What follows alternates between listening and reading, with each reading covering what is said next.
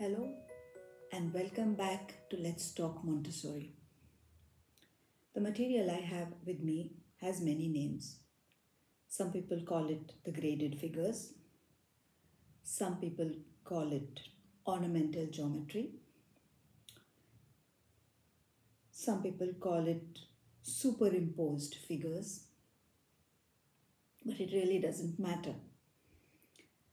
What is sad is that this is a material that is very often ignored in the children's house and in the primary school. It's treated as a material that is to do with dimensions, and really it's much more than that. It has within it a lot of geometry, so that is shapes and dimensions. It has within it relationships within a shape itself and between different shapes. And best of all, it has a lot of art, which is why some people call it ornamental geometry. Anyway, let's have a look at it.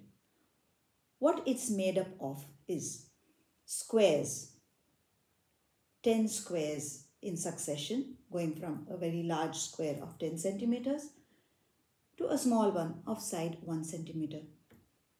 Circles, again 10 circles, starting from a circle with a diameter of 10 centimeters to a little one of 1 centimeter. A triangle, an equilateral triangle of side 10 centimeters, all the way to a little one of side 1 centimeter. So you can see why it's called graded figures, because they are figures in gradation.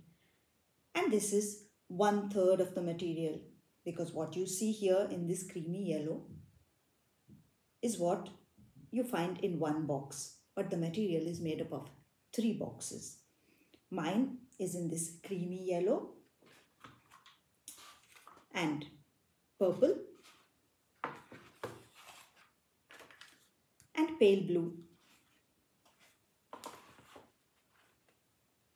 The colors are not important.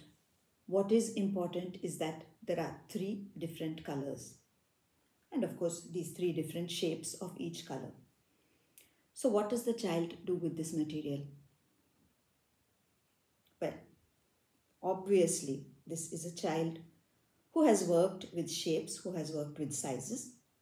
So the first thing he has to do is put his material out and organize it or classify it or order it according to shapes. Because once it is in order, then he can use it. But what does he use it for? There are lots of uses that a child can put to this material, and I'm going to show you some of them. This is just a little bit of what the child can do. Look at the circles when they are superimposed in a way that they share the center. You have these concentric circles. But look here, when they are not concentric. Look at these triangles when they share a center, and these when they don't. And here when they have a completely different relationship. And look at this series of squares, each of which relates to a circle, which has that measurement of 10 centimeters in common with it.